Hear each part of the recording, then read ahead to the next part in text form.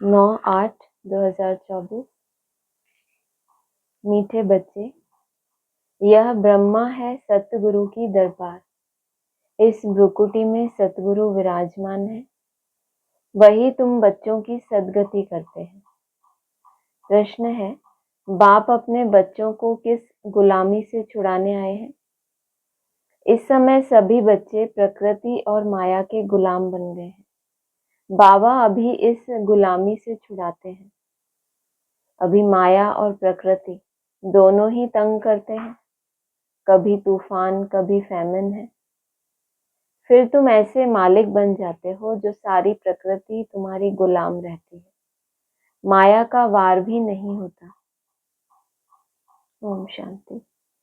मीठे मीठे रूहानी बच्चे समझते हैं कि सुप्रीम बाप भी है, सुप्रीम शिक्षक भी है। वह विश्व के आदि मध्य अंत का राज समझाते हैं। फिर सुप्रीम गुरु भी है। तो यह हो गई सतगुरु की दरबार। दरबार होती है ना, गुरु की दरबार, वह है सिर्फ गुरु की, सतगुरु है नहीं। श्री श्री 108 कहलाएंगे, सतगुरु लिखा हुआ नहीं होगा। वो लोग सिर्फ गुरु ही कहते हैं, यह है सतगुरु।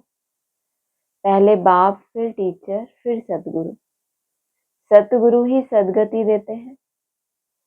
सतयुग त्रेता में तो फिर गुरु होते नहीं, क्योंकि सब सद्गति में है। एक सदगुरु मिलता है तो बाकी सब गुरुओं का नाम खलास हो जाता है। सुप्रीम हुआ सब गुरुओं का गुरु। जैसे पतियों का पति कहते हैं ना, सबसे ऊंच होने के कारण ऐसे कहते हैं।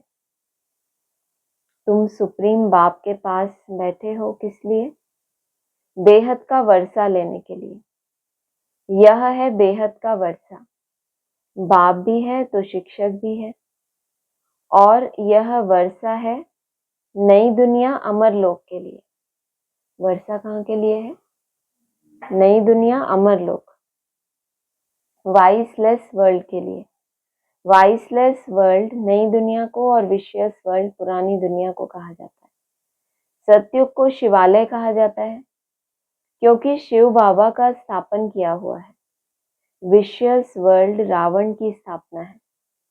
अभी तुम बैठे हो सतगुरु की दरबार में, यह सिर्फ तुम बच्चे ही जानते हो। बाप ही शांति का सागर है। वह बाप जब आए तब तो शांति का वर्षा दे, रास्ता बताए। बाकी जंगल में शांति कहाँ से मिलेगी? इसीलिए तो हार का मिसाल देते हैं। कौन सा हार? कौन से हार का मिसाल देते हैं बाबा?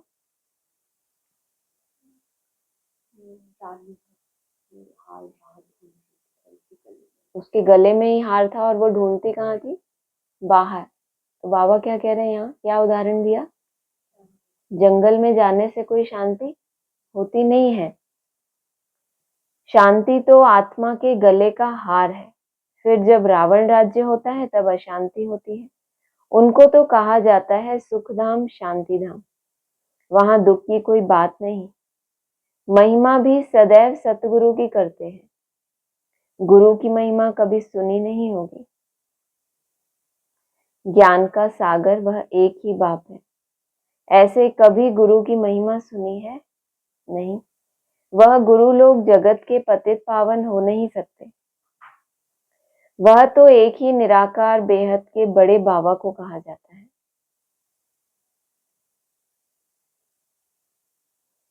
तुम अभी संगम युग पर खड़े हो। एक तरफ है पतित पुरानी दुनिया, दूसरी तरफ है पावन नई दुनिया।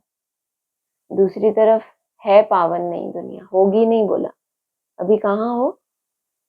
संगम पर। एक तरफ पतित पुरानी दुनिया और दूसरी तरफ पावन नई दुनिया। पतित दुनिया में गुरु तो ढेर है। आगे तुमको इस संगम युग का पता नहीं था, अब बाप ने समझाया है। यह है पुरुषोत्तम संगम युग। इसके बाद फिर सतयुग आना है। चक्र फिरता रहता है। यह बुद्धि में याद रहना चाहिए। हम सब भाई भाई हैं, तो बेहद के बाप से वर्षा जरूर मिलता है। यह कोई को पता नहीं। कितनी बड़ी बड़ी पोजीशन वाले मनुष्य हैं, परंतु जानते कुछ भी नहीं। बाप कहते हैं मैं तो तुम सबकी सदगति करता हूँ। अभी तुम सेंसिबल बने हो, पहले तो कुछ भी पता नहीं था। इन देवताओं के आगे जाकर तुम कहते थे हम सेंसलेस हैं, हमारे में कोई गुण नहीं, आप तरस करो। अब यह देवताओं के चित्र तरस करेंगे क्या? यह जानते ही नहीं रहम दिल कौन है। कहते भी हैं ओ गॉड फादर रहम करो। कोई भी दुख की बात आती है तो बाप को जरूर याद करते हैं। अभी तुम ऐसे नहीं कहेंगे। क्या नहीं कहेंगे? बात क्या है? वो लोग क्या करते हैं, कोई दुख की बात आती है तो फिर याद करते हैं भगवान को। तुम तो फिर ऐसे तो नहीं करते ना। कोई भी दुख की बात आती है तो बाप को जरूर याद करते हैं। अभी तुम ऐसे नहीं कहेंगे। बाप तो विचित्र है, वह सामने बैठे हैं, तब तो नमस्ते करते हैं। तुम सब हो चित्रधारी, मैं हूँ विचित्र। मैं कभी चित्र धारण नहीं करता। मेरे चित्र का कोई नाम बताओ। बस शिव बाबा ही कहेंगे।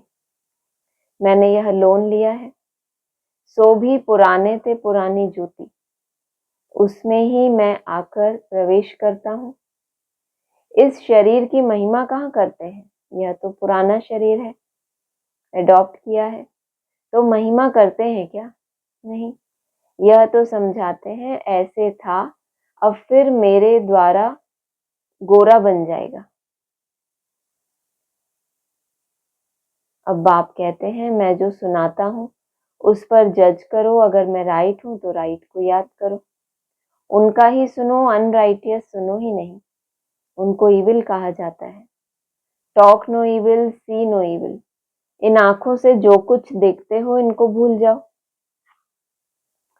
अभी तो जाना है अपने घर, फिर वापस अपने सुखधाम में आएंगे। बाकी तो यह सब जैसे कि मरे पड़े हैं, टेम्पररी है। ना यह पुराने शरीर होंगे, ना यह दुनिया होगी। हम पुरुषार्थ कर रहे हैं नई दुनिया के लिए। फिर वर्ल्ड की हिस्ट्री, ज्योग्राफी रिपीट होती है। तुम अपना राज्य भाग्य ले रहे हो। जानते हो कल कल बाप आते हैं राज्य भाग्य देने। तुम भी कहते हो बाबा कल पहले भी मिले थे, वर्षा लिया था, नर से नारायण बने थे। बाकी सब एक जैसा मर्तबा तो पा नहीं सकते हैं, नंबरवार तो होते हैं ना। यह है स्पिरिचुअल यूनिवर्सिटी। स्पिरिचुअल फादर पढ़ाने वाला है, बच्चे भी पढ़ाते हैं। कोई प्रिंसिपल का बच्चा होता है तो वह भी क्या करता है, सर्विस में लग जाते हैं। स्त्री भी पढ़ाने लग जाती है। बच्ची भी अगर अच्छी रीति पढ़े तो पढ़ा सकती है, परंतु वह दूसरे घर में चली जाती है। यहाँ तो कायदा नहीं है बच्चियों को नौकरी करने का। नई दुनिया में पद पाने का सारा मदार है इस किस पर? पढ़ाई पर। इन बातों को दुनिया नहीं जानती। लिखा हुआ है भगवानवाच। हे बच्चों, मैं तुमको राजाओं का राजा बनाता हूँ, कोई मॉडल थोड़े ही बनाता हूँ। मॉडल सदाकाल रहता है या अल्पकाल के लिए होता है? कितना रहेगा? अगर प्रैक्टिकल वो बनाया नहीं स्वरूप, जो सिर्फ मॉडल बना के रख दिया। और राजाओं का राजा माना सिर्फ ऐसा नहीं, संगम युग पे स्वराज्य अधिकारी, जन्म जन्मांतर भी क्या है वो? राजाओं का राजा। ऐसा नहीं सिर्फ मॉडल। जैसे देवियों के चित्र बनाते हैं, तुम तो पढ़कर वह पद पाते हो, वह तो मिट्टी के चित्र बनाते हैं पूजा के लिए। यहाँ तो आत्मा पढ़ती है, फिर तुम संस्कार ले जाएंगे। जो मिट्टी के चित्र हैं वो किस लिए बनाए जाते हैं? अभी क्या बताए? मिट्टी के चित्र पढ़ने के लिए बनाए जाते हैं। Very good. दुनिया में मिट्टी के बनाए जाते हैं किस लिए? हाँ, डुबो दिया। तो क्यों ऐसा करते हैं? क्या बात है? यहाँ संगम युग में क्या हम शूटिंग करते हैं? बाबा तो हमें बोलते हैं ना, मैं तो रूहानी बच्चों से बात करता हूँ। पुरानी दुनिया की बात बाबा हमसे क्यों करेगा? तो यहाँ क्या होता है? मिट्टी माना देह अभिमान, देह अभिमान भी है और भान ये भी आ गया, कोई सोल आ गई कि मैं देवी हूँ, फलाना हूँ। तो फिर क्या हो गया? कौन सी मूर्ति तैयार हुई? मिट्टी की मूर्ति। किस लिए तैयार हुई? उसको क्या चाहिए? पूजा चाहिए। उसको पूजा चाहिए ना। जो एक्चुअल बनते हैं उनको पूजा चाहिए क्या कि कोई हमारी पूजा करे? लेकिन जो देवभान है, जो खुद को देवियां जताते हैं और पूजा लेते भी हैं, प्रैक्टिकल अपने स्टूडेंट से भी, जैसे बाबा नहीं कहते वो सन्यासी खुद ही सोने के सिंहासन पे बैठते हैं और उनके फॉलोअर्स पहले उनकी आरती करेंगे, बाद में वो जो मूर्ति है बाजू में भगवान की उसकी करते हैं। हाँ, ये बाबा ने बताया है। तो फिर उसकी शूटिंग यहाँ नहीं करते हम। नवरात्रे आएंगे तो पूजा करेंगे, वरना प्रैक्टिकल में बनने के लिए क्या करना है उसके ऊपर ध्यान नहीं है। और जो बनने वाले होंगे उनके लिए क्या बोला? वो तो क्या है, वो कोई मॉडल थोड़ी है। वो कैसी मूर्तियां होती हैं फिर? वो कौन सी मूर्ति होती है? ये तो हो गई मिट्टी की। और वो कौन सी होती है जो बनते हैं? संगमरमर की मूर्ति। वह तो मिट्टी के चित्र बनाते हैं पूजा के लिए। यहाँ तो आत्मा पड़ती है, वहां कौन है? देवभान। और यहाँ पे कौन पड़ती है? आत्मा पड़ती है। फिर तुम संस्कार ले जाएंगे, जाकर नई दुनिया में शरीर लेंगे। दुनिया खत्म नहीं होती है, सिर्फ एज बदलती है। Golden age, silver age, copper age, iron age, 16 कला से 14 कला। दुनिया तो वही चलती रहती है, नई से पुरानी होती है। बाप तुमको राजाओं का राजा बनाते हैं इस पढ़ाई से, और कोई की ताकत नहीं जो ऐसा पढ़ा सके। कितना अच्छी रीति समझाते हैं। फिर पढ़ते पढ़ते माया अपना बना लेती है। फिर भी जितना जितना जो पढ़ा है उस अनुसार वह स्वर्ग में जरूर आएंगे। कमाई जाएगी नहीं। अविनाशी ज्ञान का विनाश नहीं हो सकता। आगे चल आएंगे, जाएंगे कहाँ? एक ही हट्टी है ना, आते रहेंगे। शमशान में जब मनुष्य जाते हैं तो फिर बड़ा वैराग आता है। बस यह शरीर ऐसे छोड़ने का है। तो आप शमशान में जाते हो क्या? जाते हो शमशान में? तब वैराग आता है। कभी साल 2 साल में एक बार गए होंगे, बस उतना ही वैराग। अभी कब वैराग आया था सबको, सारी दुनिया को? ये दुनिया ही क्या बन गई थी? शमशान घाट। शमशान तो फुल हो गए, वहां तो जगह ही नहीं थी। तो सारी दुनिया ही क्या बन गई? क्यों? क्योंकि वैसे तो बाबा कहते हैं तुम्हें शमशानी वैराग आता है, तो भी अच्छा था। कभी कोई मरा तुम शमशान में गए, लेकिन अब रोज रोज तो ऐसा होता नहीं। तो बच्चों को शमशानी वैराग बेहद का आ जाए, तो ये परिस्थिति बनी। फिर भी रहा क्या? फिर भी थोड़ा टाइम ही रहा, या अभी तक है वो वैराग? है किसी के अंदर? नहीं। बस यह शरीर ऐसे छोड़ने का है। फिर हम पाप क्यों करें? पाप करते करते हम ऐसे मर जाएंगे, ऐसे ख्यालात आते हैं। उसको कहा जाता है शमशानी वैराग। सिर्फ ख्यालों में आना, उसको कहेंगे सिर्फ थोड़े टाइम का है। ये प्रैक्टिकल में कोई परिवर्तन किया नहीं, मंथन बहुत अच्छा कर रहे हैं, इसका मतलब क्या है? शमशानी वैराग। थोड़े टाइम वो अच्छा मंथन करेंगे, परिस्थिति ऐसी है ना, उसके बाद फिर वही। क्योंकि प्रैक्टिकल में अपने आप के लिए कोई नियम तो बनाए ही नहीं। समझते भी हैं जाकर दूसरा शरीर लेंगे, परंतु ज्ञान तो नहीं है ना। यहाँ तो तुम बच्चों को समझाया जाता है, इस समय तुम खास मरने के लिए तैयारी कर रहे हो। लोग मरने से बचने के लिए तैयारी करते हैं, पैसा कमाते हैं। कितना पैसा कमाते हैं? क्यों करते हैं? कि हम मर नहीं जाएं, हम मर नहीं जाएं। बाबा कह रहे हैं तुम तैयारी कर रहे हो, इतने डायमंड इकट्ठे कर रहे हो। डायमंड शब्द का अर्थ ही क्या है? डाय माना, डाय माना मरना। किसको मार दें? मन को डाय कर दो, तो डाय मन हो गया ना। किसकी तैयारी कर रहे हो? मरने की तैयारी कर रहे हो। क्योंकि यहाँ तो तुम टेम्परेरी हो, पुराना शरीर छोड़ फिर तुम नई दुनिया में जाएंगे। बाप कहते हैं बच्चे जितना तुम मुझे याद करेंगे उतना पाप करते जाएंगे। सहज से सहज भी है तो डिफिकल्ट भी है। दोनों कैसे है? दो दो बातें करते हैं, एक ही लाइन में दो दो बातें। कैसे? कब सहज है? अपने अनुभव से बोलो, कब सहज है और कब डिफिकल्ट है?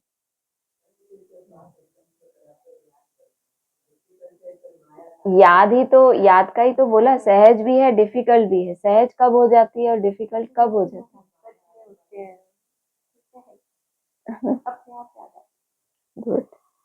बच्चे जब पुरुषार्थ करने लग पड़ते हैं तब समझते हैं माया की बड़ी युद्ध है। उससे पहले तो जानते ही नहीं थे माया क्या है। माया की ही तो गोद में रह रहे थे ना।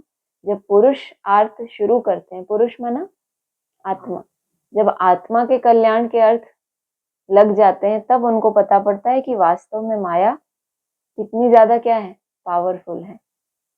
बाप कहते हैं सहज है, परंतु माया दीवा ही बुझा देती है। गुल बकावली की कहानी भी है ना, माया बिल्ली दीवा बुझा देती है। यहाँ सब माया के गुलाम हैं, फिर तुम माया को गुलाम बनाते हो। सारी प्रकृति तुम्हारी अदब में रहती है। कोई तूफान नहीं, फैमन नहीं, प्रकृति को गुलाम बनाना है। वहां कभी भी माया का वार नहीं होगा। अभी तो कितना तंग करती है। गायन है ना, मैं गुलाम तेरा, वह फिर कहते हैं तू गुलाम मेरा।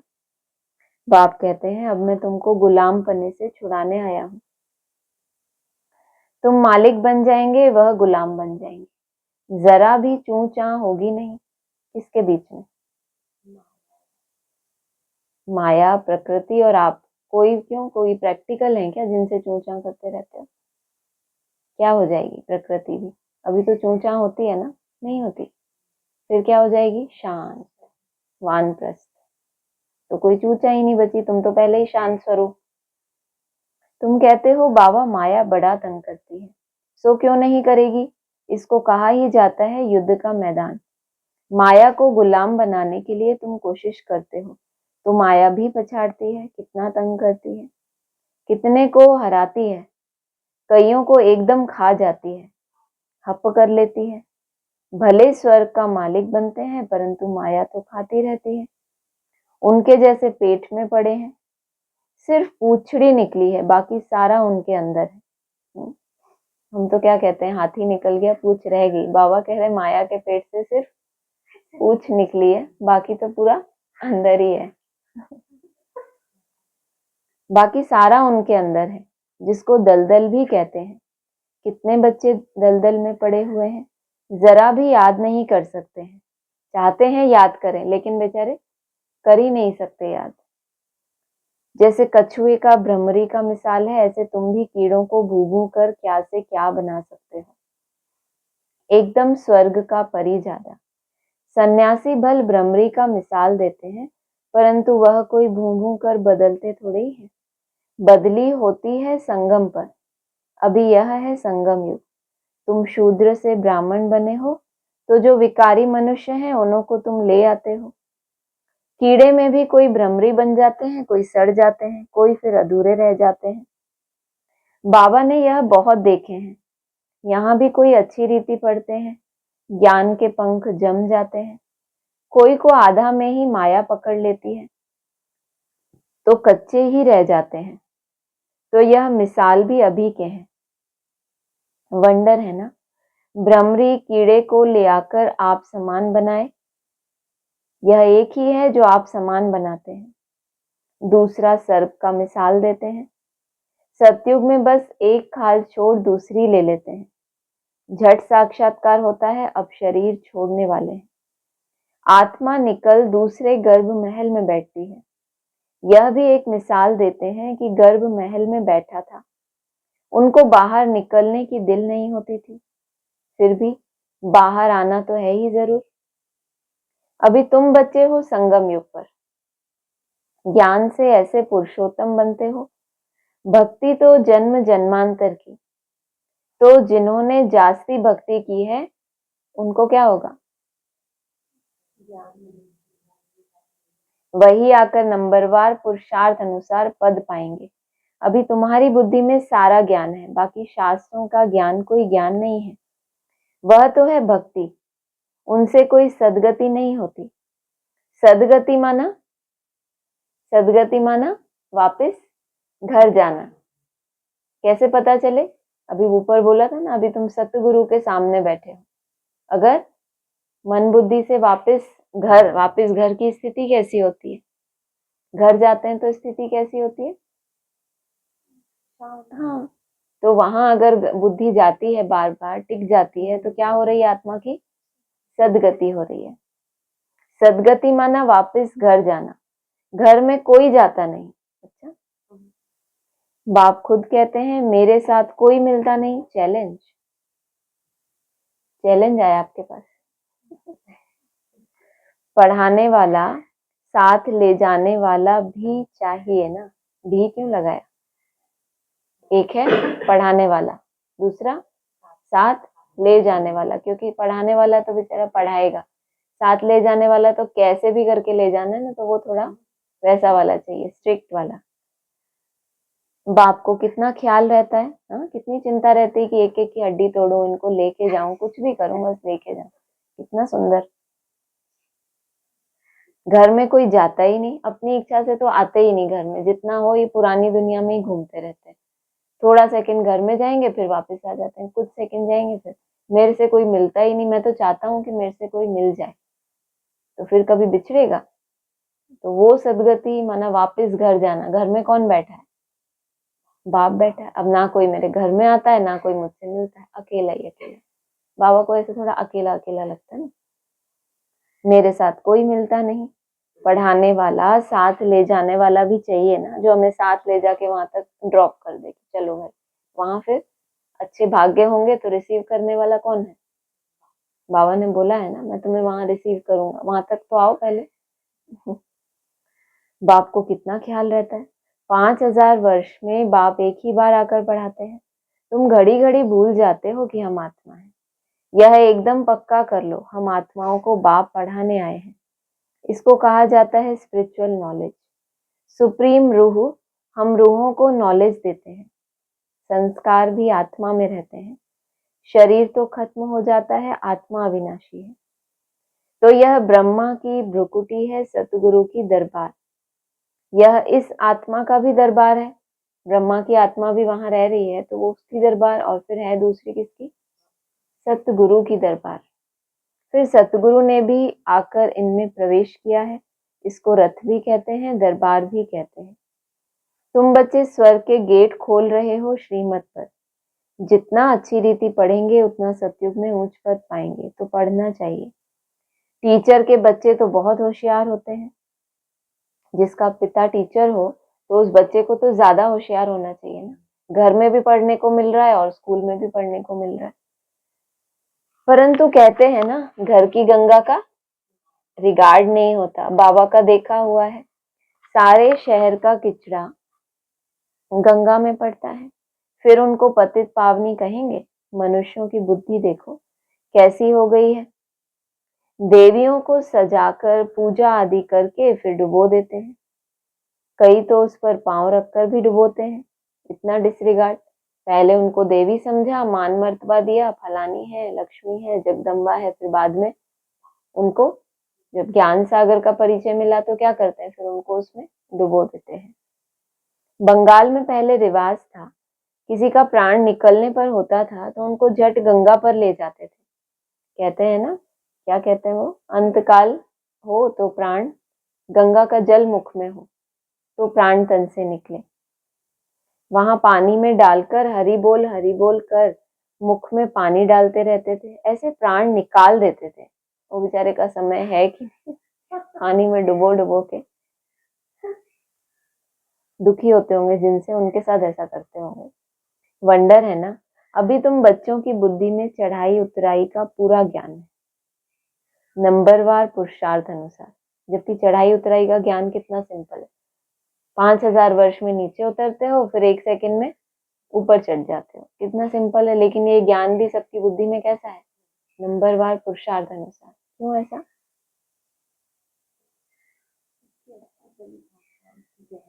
क्या क्या गहराई? संगम युग पे हम जो उल्टी सीढ़ी चढ़ते हैं, और संगम युग पे अवज्ञाएं करने से जो नीचे गिरते हैं, ये है हमारी चढ़ाई और उतराई। अच्छा, मीठे मीठे सिकी लदे बच्चों प्रति माता पिता बाप दादा का याद प्यार, गुड मॉर्निंग। रूहानी बाप की रूहानी बच्चों को नमस्ते। रूहानी बच्चों की रूहानी बाप दादा को नमस्ते। धारणा के लिए सार है, बाप जो सुनाते हैं वही सुनना है और जज करना है कि राइट क्या है। राइट को ही याद करना है। बाप जो सुनाते हैं उसको जज भी करना है। बाप को जज करना होता है, उसमें भी राइट क्या है। क्यों, डमरू वाला है क्या? नहीं है डमरू वाला। अनराइटियस बात को न सुनना है, न बोलना है, न देखना है। समझ जाना है कि ये किसके लिए है, विनाशकारियों के लिए। पढ़ाई अच्छी रीति पढ़कर अपने को राजाओं का राजा बनाना है। इस पुराने शरीर और पुरानी दुनिया में अपने को टेम्पररी समझना है। वरदान है एकाग्रता की शक्ति से परवश स्थिति को परिवर्तन करने वाले अधिकारी आत्मा भव। एकाग्रता की शक्ति से परवश स्थिति को, कभी भी कोई भी स्थिति आपको परवश ना कर पाए, परिवर्तन करने वाले अधिकारी आत्मा भव। ब्राह्मण अर्थात अधिकारी आत्मा कभी किसी के परवश नहीं हो सकती, अपने कमजोर स्वभाव संस्कार के वश भी नहीं, क्योंकि स्वभाव अर्थात स्व प्रति और सर्व के प्रति आत्मिक भाव है, तो कमजोर स्वभाव के वश नहीं हो सकते। और अनादि आदि संस्कारों की स्मृति से कमजोर संस्कार भी सहज परिवर्तन हो जाते हैं। एकाग्रता की शक्ति परवश स्थिति को परिवर्तन कर मालिकपन की स्थिति की सीट पर सेट कर देती है।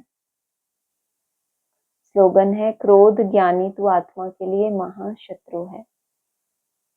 ओम शांति।